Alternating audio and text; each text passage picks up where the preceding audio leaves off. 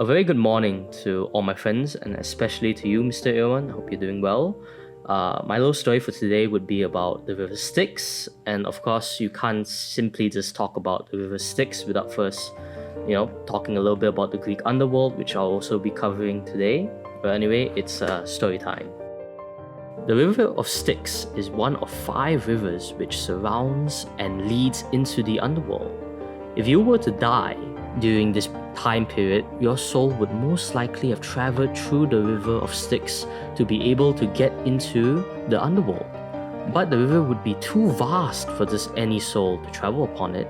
Fret not, as Charon, the ferryman of the underworld, is there to lead lost souls into their eternal resting place. Of course, like any service, Charon's does not come for free. A payment of 1 gold coin is required for a soul to be ferried by Charon. So usually the deceased would have a gold coin placed into their mouth upon death as payment for Charon. Of course, souls without any coin would be doomed to roam the rivers for an eternity. Fun fact: the god Hermes would also assist in bringing lost souls to Charon. This kind of practice reminds me a lot of how in Chinese culture, we would burn joss paper for the dead so they would have money in the afterlife. Or perhaps like in modern pop culture, where many people would put money in the mouth of strippers.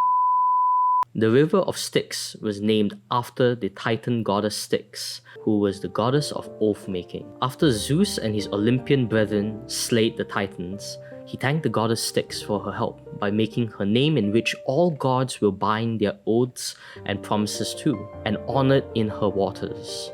There was a story in which Zeus loved a princess named Semele. She wanted Zeus to grant her a wish, in which he obliged by taking an oath to the river Styx.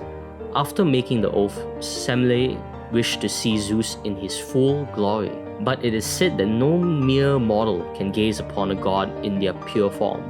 If they do, they would be engulfed in flames and eventually die. Zeus, knowing this, still chose to appear in his pure form, thus killing his lover. This is the fate when a god takes an oath under the river of Styx, as if they do break the oath, it is said that they would be required to drink from the river and lose their voice and eventually be exiled from the council of gods. Such is the punishment for breaking an oath. It is also said that the river of Styx holds immense power, being able to grant fantastic abilities such as invulnerability. Greek hero Achilles was dipped into the river when he was a child, thus granting him invulnerability. But unfortunately, his mother had to hold him by the heel to be dipped into the waters, which made his heel the only part in which he could be harmed. This eventually led to the famed hero's downfall and would later coin the term Achilles' heel to highlight like a person's weakness or whatnot. That kind of covers most of what the river of Styx is, but we still haven't talked a lot about the Greek underworld. In the Greek underworld, they have different regions where a soul can rest after arriving at the gates. So let's say you have successfully died and were able to pay the ferryman to reach the gates. There, you would most likely meet the hellhound Cerberus, who would happily let you enter, but never let you leave. Then, you enter and meet with the 3 judges of the underworld, Minos, Rhadamanthus, and Eacus. Each will judge whether your soul would rest in one of 3 regions. Elysium, where great heroes go to rest. People like Heracles or Socrates would be here. Or your soul could be put in Asphodel, where the everyman goes. If you lived an ordinary life and haven't done much wrong, you would be there. Or lastly, you could be put in Tartarus, a place of eternal damnation, where the criminals and all the sinful go to for reckoning. People such as the infamous Sisyphus would be here, cursed to forever push a boulder up a hill just because he tried to cheat death and Hades himself.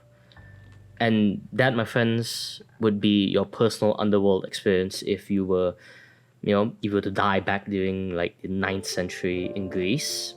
You get put coins in your mouth, so you could ride a ferry that crosses like 5 different powerful rivers, which leads you to a gate guarded by like a big dog. And then finally, if you're lucky, you go to Elysium, And fun fact, people that go there have a chance to be reincarnated, or like they have the option to be reincarnated back into life and try your life all over again.